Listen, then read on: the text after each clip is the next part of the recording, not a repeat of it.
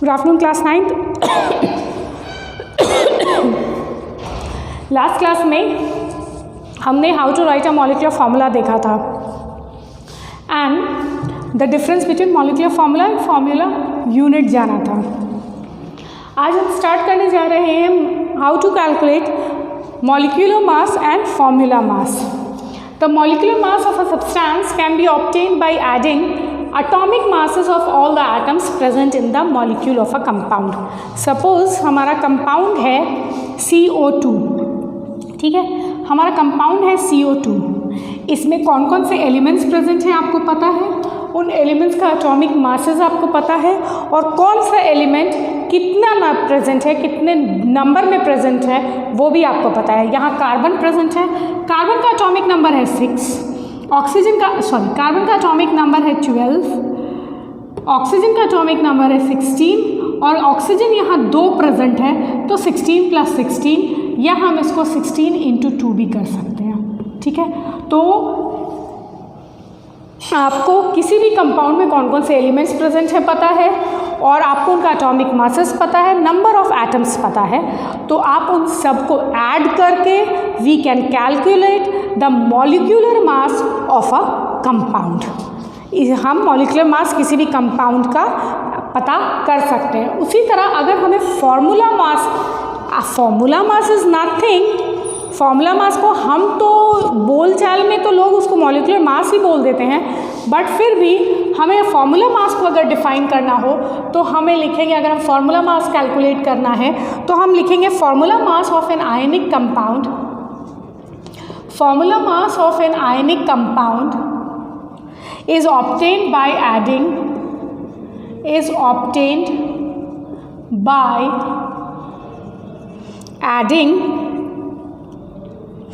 atomic masses of all the atoms, atomic masses of all the atoms in present in the formula unit, present in the formula unit of the compound। Molecular mass में molecule में एक molecule में जो atoms present हैं उनके masses को add करना है। फार्मूला यूनिट में फार्मूला यूनिट में जितने भी एटम्स प्रेजेंट हैं उनके मास को ऐड करके फार्मूला मास निकलेगा, ठीक है। बात सेम है, कुछ भी नहीं है, करना हमें वही है। चूँकि मॉलिक्यूलर फार्मूला और फार्मूला यूनिट में डिफरेंस होता है, इसी वजह से हम यहाँ 2 वर्ड यूज़ कर रहे हैं, molecular mass and formula mass. Molecular mass is generally used for covalent compounds and formula mass is used for ionic compounds. बोलचाल की भाषा में हम फार्मूला मास को भी मॉलिक्यूलर मास या फार्मूला यूनिट को भी मॉलिक्यूलर फार्मूला ही बोल देते हैं। चलो लेट्स स्टार्ट, हम कैलकुलेट करते हैं। लेट्स कैलकुलेट द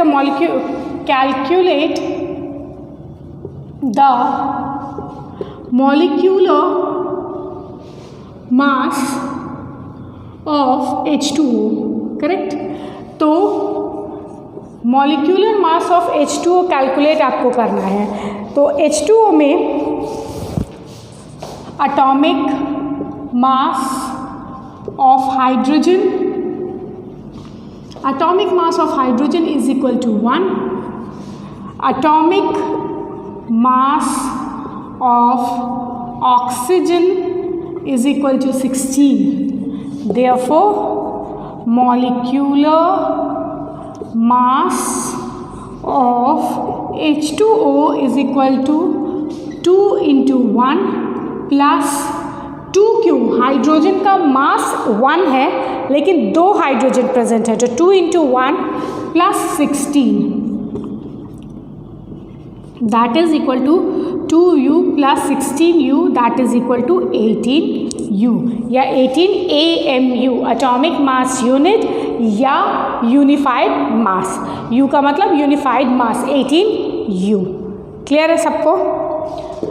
अच्छा, let's calculate the molecular mass of KCl। अगर हमें KCl का मॉलिक्यूलर मास कैलकुलेट करना है एक्चुअली KCl का मॉलिक्यूलर मास नहीं कैलकुलेट करते, KCl is an ionic compound, तो हम फॉर्मूला मास कैलकुलेट करते हैं। KCl की बात करें तो KCl में atomic mass of potassium is equal to क्या होता है, पोटेशियम का 39, पोटेशियम का होता है 39 atomic mass of chlorine 35.5। Therefore यहाँ हम लिखेंगे फॉर्मूला मास। अगर आप मॉलिक्यूलर मास लिख देते हो एग्जाम में, या आपके एग्जाम में अगर पूछा जाता है कि कैलकुलेट द फॉर्मूला मास किसी भी आयनिक कंपाउंड का, तो ऐसा कुछ गलत नहीं, चूँकि हम बोलचाल की भाषा में बोल देते हैं इसलिए वो पूछा भी जा सकता है। आप लिख दोगे तो ऐसा कुछ भी नहीं है कि आपका नंबर उसमें चला जाएगा। कैलकुलेट कीजिए इसको। Formula mass of KCl is equal to 39 plus 35.5 U 0.5 74.5 AMU atomic mass unit. समझ में आई बात सबके? चलो अब हम कैलकुलेट करते हैं atomic mass of calcium oxide, या हम अब कैलकुलेट करते हैं मॉलिक्यूलर मास ऑफ H2SO4, ठीक है, H2SO4।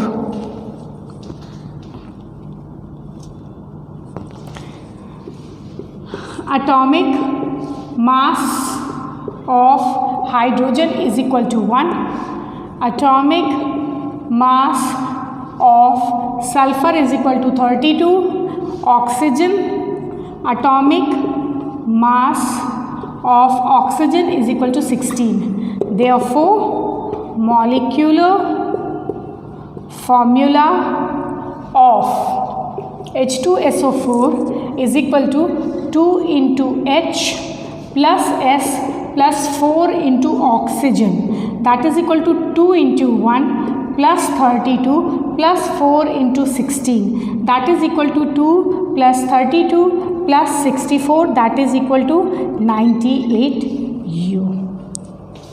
ठीक है, जितने भी एटम्स उसमें प्रेजेंट हैं उन एटम्स का एटॉमिक मासेस और किस एटम का कौन सा एलिमेंट का एटम कितने नंबर में प्रेजेंट है वो, ये सब मिला के हम कैलकुलेट करेंगे तो हमारा मॉलिक्यूलर मास या जिसको हम कहेंगे फॉर्मूला मास वो हमें मिल जाएगा। ठीक है, वो हमें मिल जाएगा हमारे इस कैलकुलेशन में। अच्छा, इसी में अगर हम कैलकुलेशन और देखें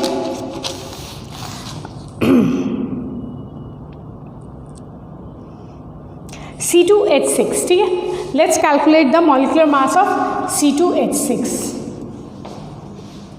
अच्छा, C2H6 मैं बोल रही हूँ और मैं पूछ रही हूँ कि इसकी एटॉमिसिटी क्या है। एटॉमिसिटी इस कंपाउंड की होगी, C2 की एटॉमिसिटी होगी,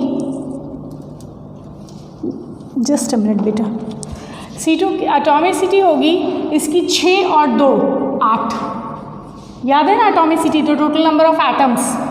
अच्छा, अब हम इसका मॉलिक्यूलर मास कैलकुलेट करेंगे तो atomic mass of carbon is equal to 12, atomic mass of hydrogen is equal to 1, therefore molecular mass is equal to 2 into carbon plus 6 into hydrogen, that is equal to 2 into 12 plus 6 into 1, that is equal to 24 plus 6, that is equal to 30 U।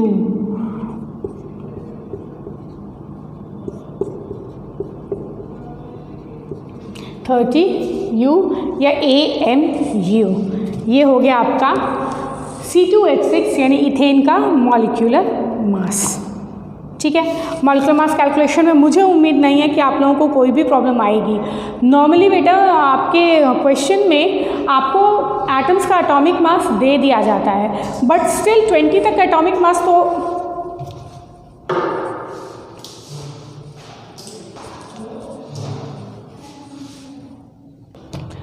Generally तो आपके question में atomic मास दिया जाता है elements का, but still atomic number at least elements with from atomic number 1 to 20 आप उनका मास याद कर सकते हो, इजी है। और विथ प्रैक्टिस तो आपको, आप में से बहुतों को तो याद भी काफ़ी का होगा, विथ प्रैक्टिस और भी याद हो जाएगा।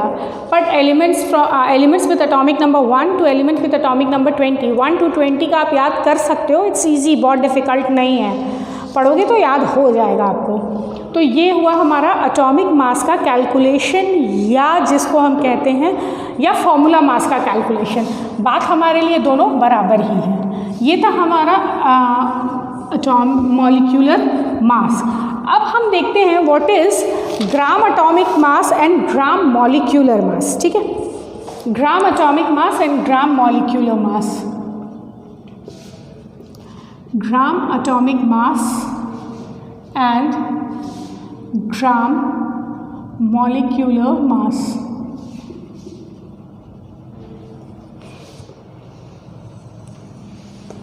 ठीक है, ग्राम एटॉमिक मास या ग्राम मॉलिक्यूलर मास। तो जब हम एटॉमिक मास को AMU के बदले ग्राम में रिप्रेजेंट करते हैं, जब हम एटॉमिक मास को ग्राम में रिप्रेजेंट करते हैं तो हम उसको कहते हैं, एटॉमिक मास को AMU के बदले जब हम ग्राम में रिप्रेजेंट करते हैं तो हम उसको कहते हैं ग्राम atomic mass. Atomic mass expressed in grams is called gram atomic mass. Atomic mass expressed in grams, atomic mass expressed in grams is called gram atomic mass of that element।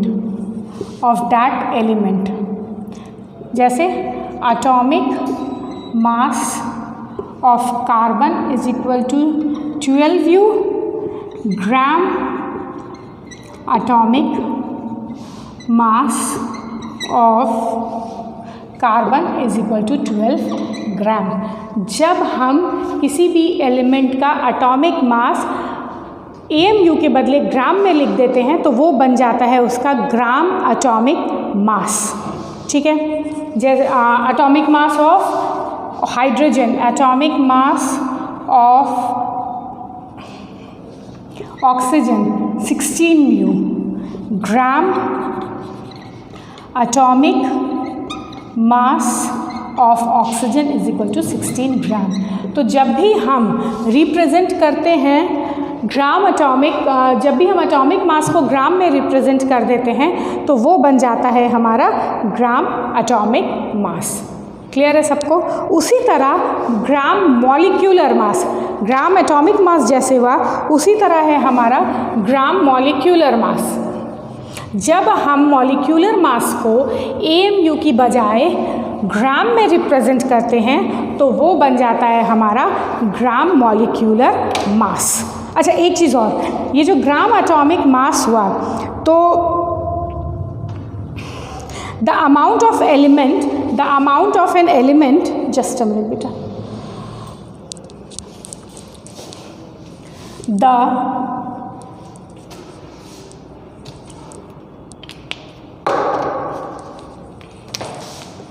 the amount of an element present in, the amount of an element present in, या ऐसे लिखो, the amount of an element having mass equal to the gram atomic mass।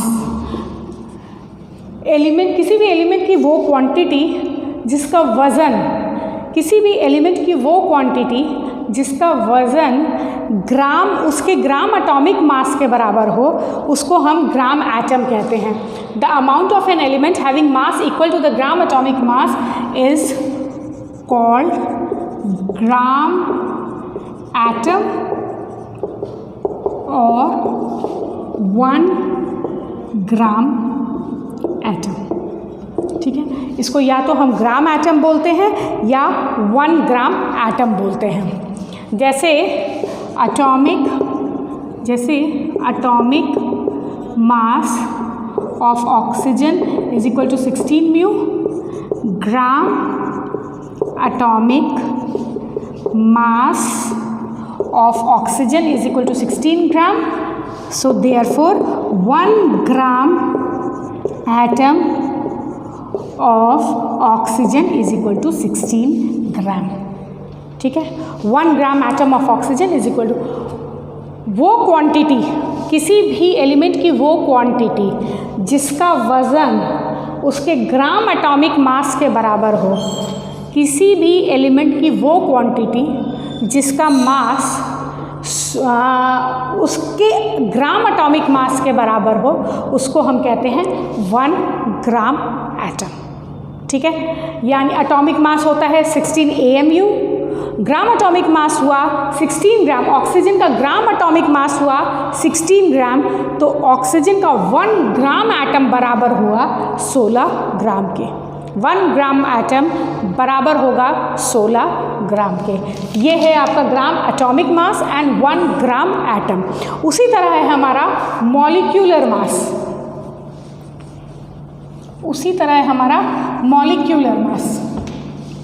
हम molecular mass को भी उसी तरह define कर सकते हैं। मॉलिक्यूलर मास को भी the amount of molecule present in gram molecular या having mass equal to the gram molecular mass. यानी अगर हम H2O की बात करें तो molecular mass of H2O is equal to 18U, तो ग्राम मॉलिक्यूलर मास यानी जब हम मॉलिक्यूलर मास को AMU की जगह ग्राम में रिप्रेजेंट कर देंगे तो वो बन जाएगा हमारा ग्राम मॉलिक्यूलर मास। और 1 gram molecule of H2O is equal to 18 gram. जैसे वहाँ 1 ग्राम एटम था, यहाँ हम मॉलिक्यूल की बात कर रहे हैं तो हम यहाँ 1 ग्राम मॉलिक्यूल यूज़ कर रहे हैं। ठीक है, 1 ग्राम मॉलिक्यूल यूज़ कर रहे हैं। 1 ग्राम, अच्छा अगर अब हम बात करें ऑक्सीजन मॉलिक्यूल की अगर बात करें O2 मॉलिक्यूल, ठीक है, तो O2 मॉलिक्यूल का मॉलिक्यूलर मास हो जाएगा, ऑक्सीजन का होता है 16, 2 ऑक्सीजन है, 16 into 2 that is equal to 32U। तो हमारा ग्राम मॉलिक्यूलर मास होगा 32 ग्राम। तो 1 gram molecule of O2 is equal to 32 gram. ठीक है, किसी भी मॉलिक्यूल की वो क्वांटिटी जिसका वज़न उसके मॉलिक्यूलर मास के बराबर हो, उसको हम कहते हैं 1 ग्राम मॉलिक्यूल। ये 1 ग्राम मॉलिक्यूल और ये 1 ग्राम एटम, ये आपको काम आएगा जब हम मोल कंसेप्ट स्टार्ट करेंगे। When we will start the mole concept, आप देखोगे कि this 1 gram molecule and this 1 gram atom plays a very major role in mole concept. ठीक है, तो ये था हमारा ग्राम एटम। आपने मॉलिक्यूलर मास का कैलकुलेशन समझ लिया, फॉर्मूला मास का कैलकुलेशन समझ लिया, ग्राम एटॉमिक मास और ग्राम मॉलिक्यूलर मास किसे कहते हैं ये भी हमने पढ़ लिया। अब हम स्टार्ट करने जा रहे हैं, इसके न्यूमेरिकल्स मैंने बता दिए हैं। अगर आपको प्रॉब्लम हो तो आप मुझसे आप लोग मेरे को वापस कांटेक्ट कर सकते हो, मुझसे पूछ सकते हो, लेकिन मुझे उम्मीद नहीं है कि कोई प्रॉब्लम आएगी। आप लोग इतने समझदार हो, you people can understand easily, मुझे पता है, but still I am there for you to help you in any manner. Let's start calculation of mass percentage.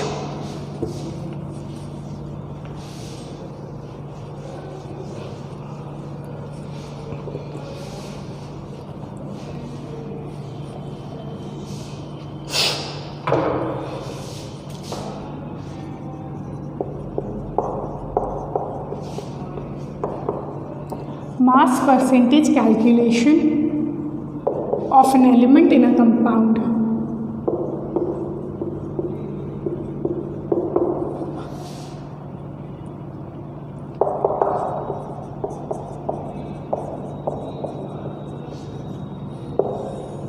हम लोग जब केक बनाते हैं ना बेटा, तो केक बनाने समय हम इसकी 1 कप ये लेते हैं, हाफ कप, कुछ भी जो क्वांटिटी लेते हैं, 1 cup, half cup, 1 teaspoon, 1 tablespoon, इस तरह से क्वांटिटी लेते हैं। तो या तो हम ये हुआ वाला वॉल्यूम रेशियो हाफ 1:2 में हम लेते हैं। सपोज़ हमें बटर लेना है और हमें मैदा लेना है, तो हम 1:2 के रेशियो में लेते हैं। तो ये रेशियो होता है, ठीक है। हर का अपना अपना रेशियो होता है। हमें पता है कि हाँ, केक में इतना केक बनाने के लिए हमें इतना शुगर लग रहा है, इतना मैदा लग रहा है, इतना घी लग रहा है, इतना बेकिंग सोडा, सपोज जो भी लगता है हमें, उसी तरह तो हमें ये पता है इतनी क्वांटिटी लग रही है। तो किसी भी कंपाउंड में, अब सपोज़ कंपाउंड है हमारा CO2, तो इस कंपाउंड में कितना रेशियो मास कितना परसेंट हमारा, ये जो एक किसी चीज़ को भी हम 100% मानते हैं, तो इस 100% में कितना परसेंट हमारा ऑक्सीजन प्रेजेंट है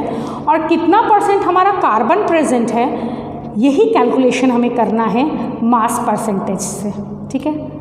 यही कैलकुलेशन हमें करना है मास परसेंटेज से। हम कोई मिठाई बनाते हैं तो हम ये शुगर है, हमने मैदा लिया, मैदा का 50% हम शुगर डालेंगे या हम 25% शुगर डालेंगे, यानी 75% मैदा, 25% हमारा शुगर, कुछ भी एनीथिंग उसमें हो सकता है। हमारा 50% मैदा है, 10% हमारा शुगर है, 10% हमारा घी है, तो वही परसेंटेज हम कैलकुलेट करेंगे यहाँ भी, कि अगर कार्बन डाइऑक्साइड, हम एक कोई भी चीज़ 100% होती है, तो इस कार्बन डाइऑक्साइड में ऑक्सीजन कितना परसेंट है, कार्बन कितना परसेंट है, वही कैलकुलेशन हमें करना है। किसी भी कंपाउंड में कौन सा एलिमेंट कितना प्रेजेंट है, कितना परसेंट में प्रेजेंट है, वही कैलकुलेशन हमें करना है। हमें यहाँ मास का परसेंटेज निकालना है। हमें 1 कप 2 कप नहीं, हमें ग्राम से परसेंटेज निकालना है, ठीक है। हमने 300 ग्राम, 200 ग्राम, इस तरह कैलकुलेशन अगर हम करें, सपोज़ हमने 300 ग्राम मैदा लिया और हमने 150 ग्राम चीनी ली, तो परसेंटेज क्या हुआ, 50%, 100% अगर आप उसको मान लो, 300 ग्राम और 150 ग्राम, 450 ग्राम, तो आप उसको मान लो, तो हमारा 75% हमारा मैदा हो गया बाई वेट, और हमारा 25% हो गया ये क्या कहते हैं, शुगर। 75% मैदा, 25% शुगर। तो वही चीज़ है, हमें यही कैलकुलेट करना है यहाँ भी, कि किसी भी कंपाउंड में जो एलिमेंट्स प्रेजेंट हैं उनका परसेंटेज क्या है, ये हम कैलकुलेट करेंगे, ठीक है। तो परसेंटेज कैलकुलेशन के लिए पहले हमें देखना है कि how can we calculate the mass percentage, ठीक है। The percent composition of an element in a compound,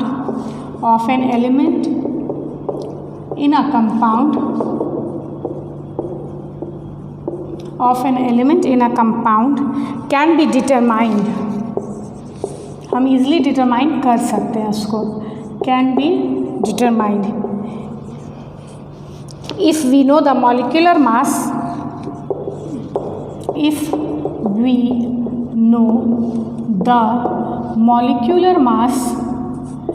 we know the molecular mass or formula mass and atomic weight of the elements present, and atomic mass of the elements present। किसी भी compound का अगर हमें formula mass, अगर ionic compound है तो, या molecular mass हमें पता हो, और उसमें जो एलिमेंट्स प्रेजेंट हैं उनका एटॉमिक मास पता हो, तो हम मास परसेंटेज बहुत इजीली कैलकुलेट कर सकते हैं, ठीक है।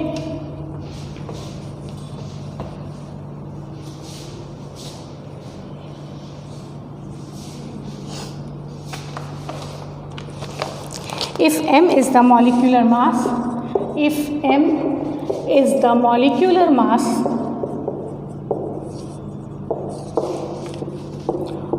or formula mass, if m is the molecular mass or formula mass of a compound,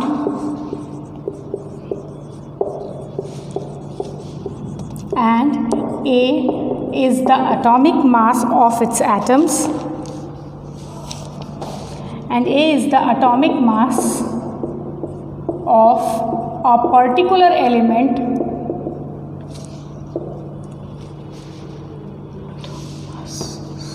A is the atomic mass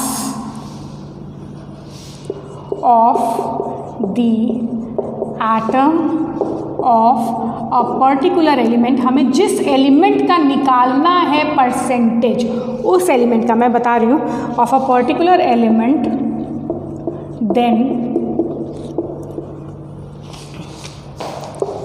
then mass percentage composition of the element, mass percentage composition of the element is equal to sum of the atomic masses of the atoms of the element by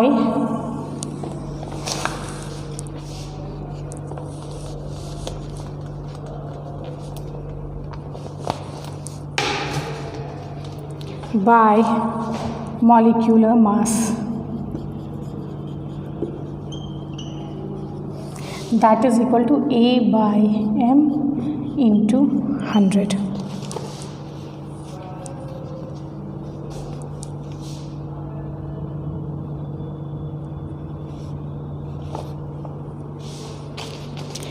कह रहा है कि suppose हमें element है, हमारा compound है XY2, ठीक है, और कह रहा है कि हमें इसमें Y का परसेंटेज निकालना है। तो हम कैसे निकालेंगे?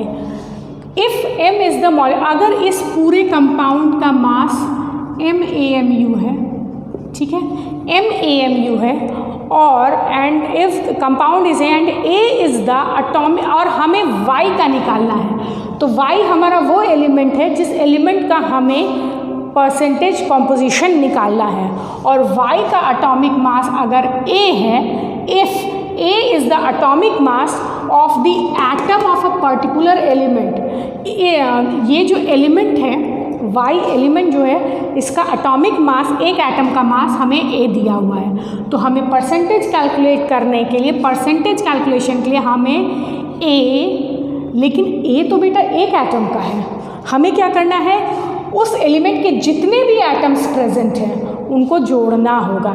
इस एलिमेंट का कितना एटम प्रेजेंट है, Y एलिमेंट का कितना एटम प्रेजेंट है, 2, तो A into 2 by M into 100, हमें ये करना पड़ेगा, तब हमें मास परसेंटेज मिलेगा, ठीक है, तब हमें मास परसेंटेज मिलेगा। हम न्यूमेरिकल बनाएंगे ना तो आपकी समझ में आ जाएगा। एक और है कि सपोज हमारा एटॉमिक मास नहीं दिया है या मॉलिक्यूलर मास नहीं दिया है, हमें सीधे उसका मास दिया हुआ है कि इतना ग्राम ये है, इतना ग्राम ये एलिमेंट है, तब हम कैसे कैलकुलेट करेंगे? सपोज कह रहा है कि 100 ग्राम में 100 ग्राम हमारा कंपाउंड है, उसमें 50 ग्राम यही एलिमेंट प्रेजेंट है, एलिमेंट Y प्रेजेंट है, तब हम कैसे कैलकुलेट करेंगे? तो let's see. However if molecular mass and atomic mass are not given, however if molecular mass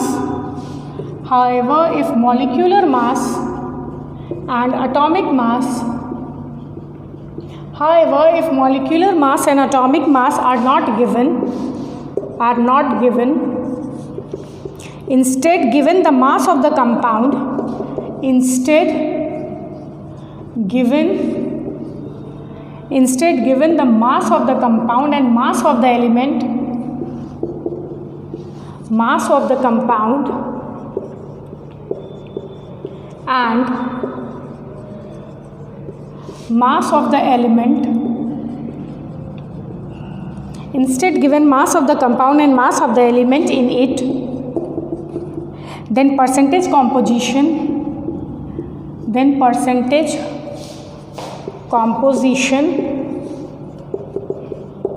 is equal, composition is mass percent composition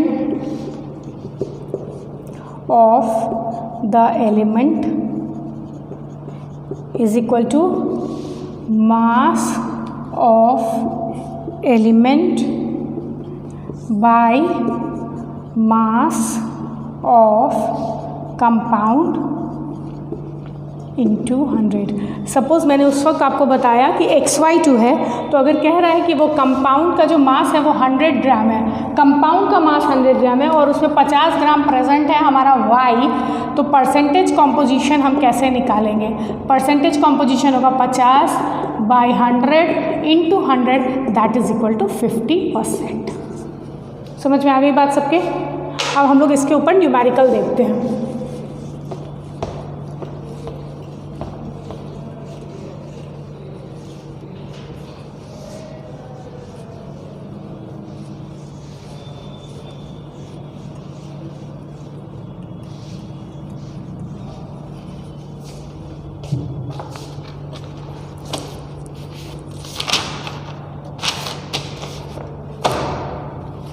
Calculate the mass percentage composition.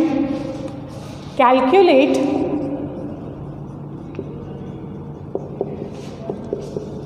the mass percentage of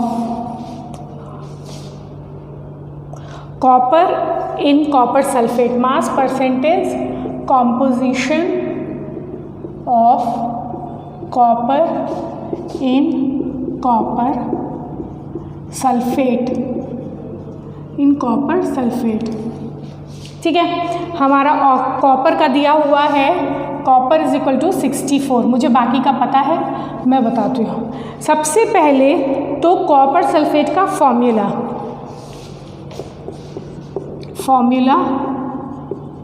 of copper sulphate, ठीक है।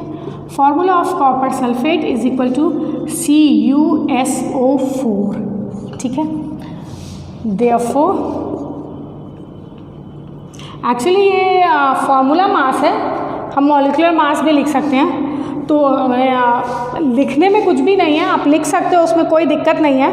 लेकिन ठीक है, हम पहले उसका formula हमें पता है तो हम फॉर्मूला मास ही लिखते हैं। तो formula mass of copper sulphate, formula mass of copper sulphate क्या होगा? कॉपर का 64 प्लस सल्फर, सल्फर का होता है 32 प्लस 16 ऑक्सीजन का और 4 ऑक्सीजन है, that is equal to 96 plus 64 116 AMU, 160 AMU हो गया हमारा formula mass of copper sulphate, हो गया हमारा। Therefore mass percentage of copper in copper sulphate is equal to 64 by 160 into 100, that is equal to 4, that is equal to 40%। समझ में आया सबके? How to calculate the mass percentage composition? Clear है? एक question और बनाते हैं।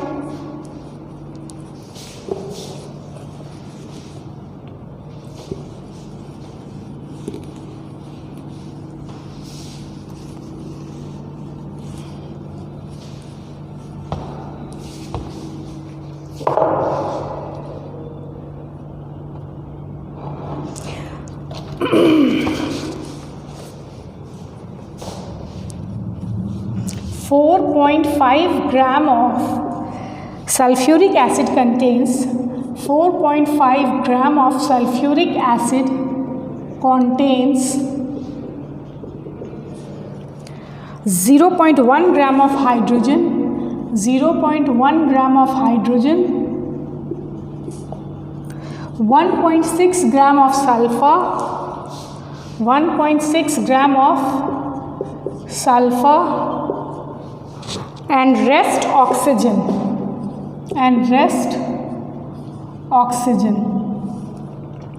Calculate the mass percentage composition. Calculate the mass percentage composition of all the elements of sulfuric acid, of all the elements of sulfuric acid. Sulphuric acid क्या होता है बेटा? Sulphuric acid is H2SO4, but already यहाँ पे दे रखा है कि उसमें इतना हाइड्रोजन प्रेजेंट है, इतना सल्फर प्रेजेंट है और बाकी जो कुछ भी है वो ऑक्सीजन है। तो हमें इससे भी पता चल गया कि उसमें hydrogen, sulphur and oxygen present है। लेकिन हम फिर भी आपको पता होना चाहिए कि सल्फ्यूरिक एसिड का फॉर्मूला है H2SO4। तो अब हम क्या करेंगे, वेट ऑफ हाइड्रोजन दिया हुआ है, वेट ऑफ हाइड्रोजन दिया हुआ है 0.1 ग्राम, वेट ऑफ सल्फर दिया है 1.6 ग्राम और वेट ऑफ, हम ऑक्सीजन को भी छोड़ देते हैं। देखो सल्फ्यूरिक एसिड में सल्फर, हाइड्रोजन और ऑक्सीजन तीन ही एलिमेंट्स हैं। अगर हम सल्फर और हाइड्रोजन का परसेंटेज निकाल लें तो ले दे के बचता है सिर्फ ऑक्सीजन। तो सल्फर और हाइड्रोजन के परसेंटेज को अगर हम 100 में से माइनस कर दें, कोई भी चीज़ टोटल 100% होती है, ठीक है। इस 100% में से अगर हम हाइड्रोजन प्लस सल्फर का परसेंटेज जोड़ के, हाइड्रोजन का परसेंटेज प्लस सल्फर का परसेंटेज जोड़ के 100 में से अगर माइनस कर देंगे तो भी हमें ऑक्सीजन मिल जाएगा, और नहीं तो आप पहले हम देखते हैं वेट ऑफ हाइड्रोजन 0.1 ग्राम, weight of sulphur and weight of acid is equal to 4.5 ग्राम। तो therefore percentage composition of hydrogen, percentage composition of hydrogen is equal to 0.1 hydrogen का mass by mass of sulphuric acid 4.5 into 100। It's not 4.5 बेटा, ये 4.9 है, it's 4.9 into 100। और जब आप इसको कैलकुलेशन करोगे तो आपका आएगा 2.04%। उसी तरह परसेंटेज कॉम्पोजिशन ऑफ सल्फर का मास दिया हुआ है 1.6 बाई 4.9 इंटू 100 और ये निकलेगा 32.65%। अब हमें हाइड्रोजन और सल्फर दोनों का परसेंटेज मिल गया। Therefore percentage composition of oxygen is equal to 100 minus 32.65 plus 2.04%, that is equal to 100 minus 34.69%, that will be equal to 65.31%। 65.31%। या तो आप ऐसे निकाल लो, या आप 4.9 में इतना सल्फर, इतना हाइड्रोजन, ऑक्सीजन का मास निकाल लो और फिर वही करो, percentage composition of oxygen is equal to mass by 4.9 into 100। आप कैसे निकालो, but it is the easier method. आप इजी है आपके लिए। 2 का दिया हुआ है 100 और 3 प्रेजेंट हैं जिसमें 2 का आपको पता चल गया, तो 100 में से उन दोनों को जोड़ के माइनस कर दोगे, आपका तीसरे का परसेंटेज कॉम्पोजिशन आ जाएगा। ठीक है,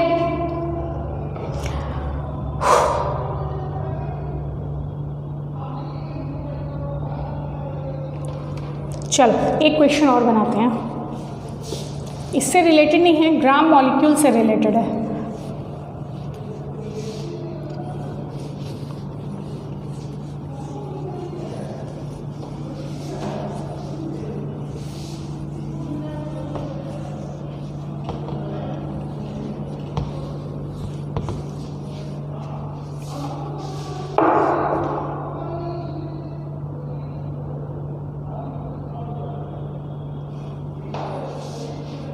Calculate the mass of 0.72.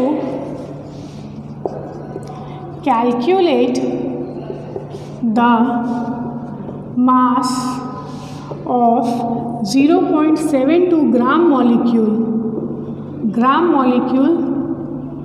Calculate the mass of 0.72 gram molecule of carbon dioxide of CO2. ठीक है, ग्राम मॉलिक्यूल. पहले तो चलो एटॉमिक मॉलिक्यूल है ना, तो molecular mass of CO2 that is equal to 12 + 16 × 2 that is equal to 44 gram. CO2 44 U. तो gram molecular mass is equal to 44 gram. 1 gram molecule कितने के बराबर हो गया? 1 gram molecule is equal to 44 gram. 1 gram molecule is equal to 44 gram. तो 0.72 gram molecule is equal to 44/1 into 0.72. Multiply कीजिए इसको. 44 into 0.72 को जब आप मल्टीप्लाई करोगे तो कितना आएगा?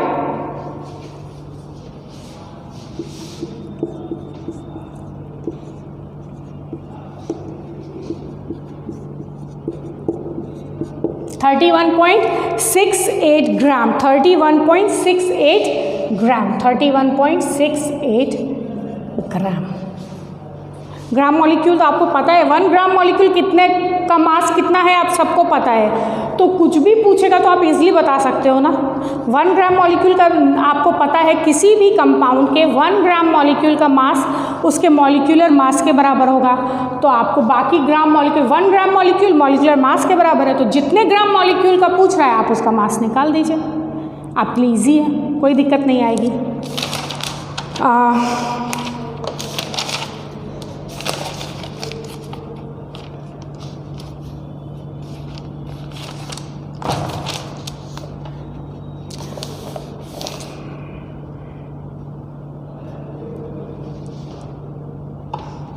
Just a minute.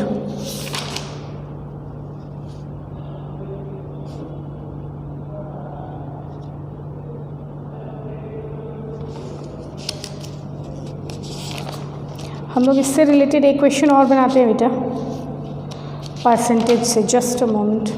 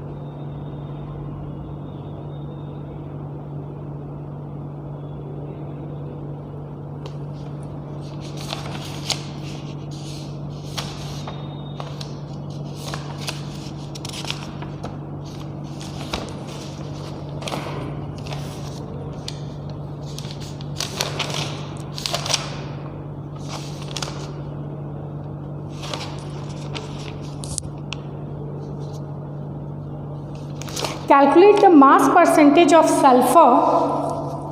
Calculate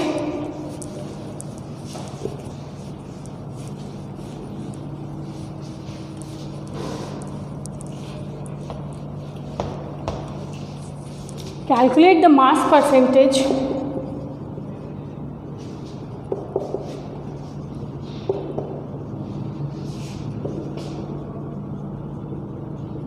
of sulfur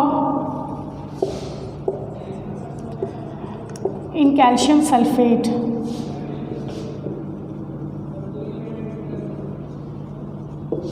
Mass percentage of mass percentage of sulfur in calcium sulfate. ठीक है, अभी हमें निकालना है पहले मॉलिक्यूलर देखो mass percentage of sulfur will be equal to atomic mass of sulfur by molecular mass of calcium sulfate into 100। तो molecular mass of calcium sulphate is equal to, calcium का होता है एटॉमिक मास 40, सल्फर का 32, oxygen का 16 और 4 oxygen है, that is equal to 72 plus 64 136 U। हमारा इसका कैल्शियम सल्फेट का हमारा मॉलिक्यूलर मास हुआ 136 U और हमें एटॉमिक मास, तो अब हम therefore mass percentage of sulphur is equal to, sulphur का होता है 32 बाई 136 इंटू 100। 4 8 ज़ा 32, 4 3 ज़ा 12, 4 4 ज़ा 16।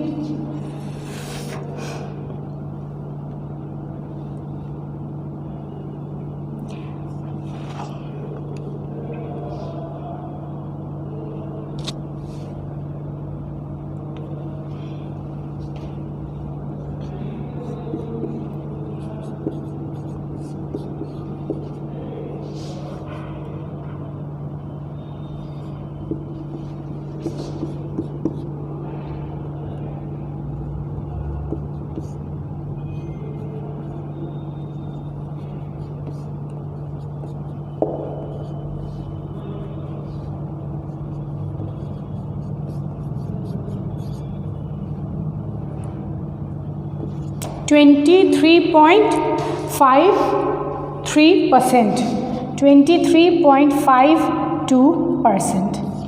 ये हमारा सल्फ़र का मास परसेंटेज आया कैल्शियम सल्फेट में। मास परसेंटेज कैलकुलेशन बहुत इजी है बेटा, आपको बिल्कुल भी प्रॉब्लम नहीं है। थोड़ा सा सिर्फ जो भी डेटाज आपको प्रोवाइड किए गए उन डेटाज पे ध्यान दीजिए और आपके फॉर्मूले में किन किन चीज़ों की ज़रूरत है वो देखिए। पहले फार्मूला लिखो, फार्मूले में आपको किन किन डेटाज की ज़रूरत है वो डेटाज को एक जगह कलेक्ट करिए and then put that datas into the formula और आपका आंसर बहुत ईजीली आ जाएगा। क्वेश्चन को हमेशा ध्यान से पढ़ के तब आंसर कीजिए, हड़बड़ाइए नहीं। समझ में आ गई सबके बात? Just a minute, let me have a sip of water.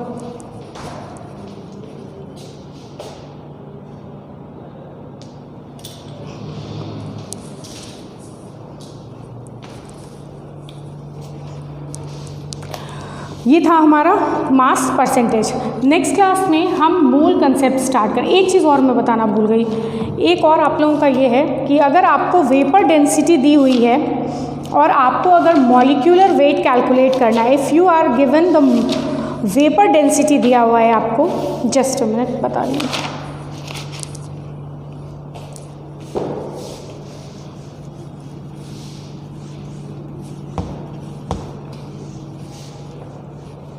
अगर आपको किसी भी कंपाउंड की वेपर डेंसिटी दी हुई है तो molecular wait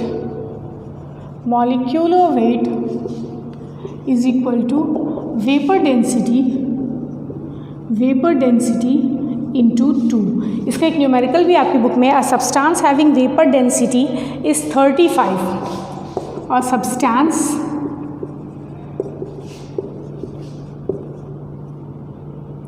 substance have vapor density 35,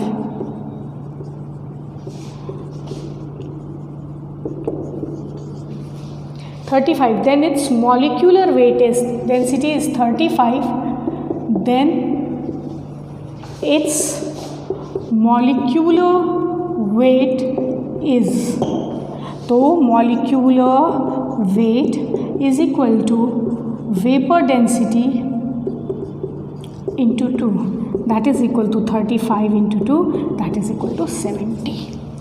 ठीक है, मॉलिक्यूलर वेट के अगर आपको वेपर डेंसिटी दी हुई है तो you can easily calculate the molecular weight.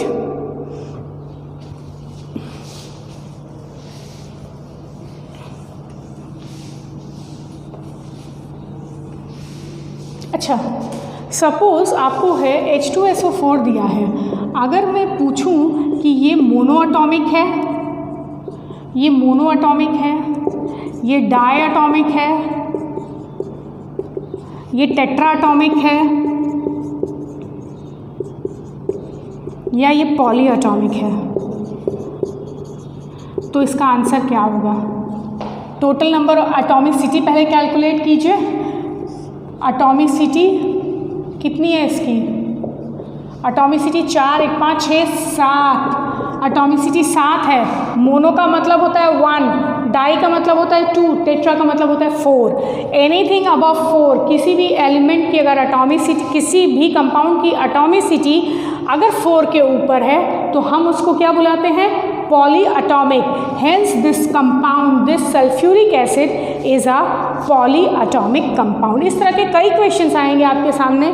इसी देखो बेटा, क्वेश्चंस तो वही होते हैं, सिर्फ उनके पूछने का तरीका थोड़ा सा डिफरेंट हो जाता है। कभी आपसे एटॉमिसिटी पूछ सकते हैं, कभी आपको एटॉमिसिटी दे के उसका नाम पूछ सकते हैं, which type of atomicity it is.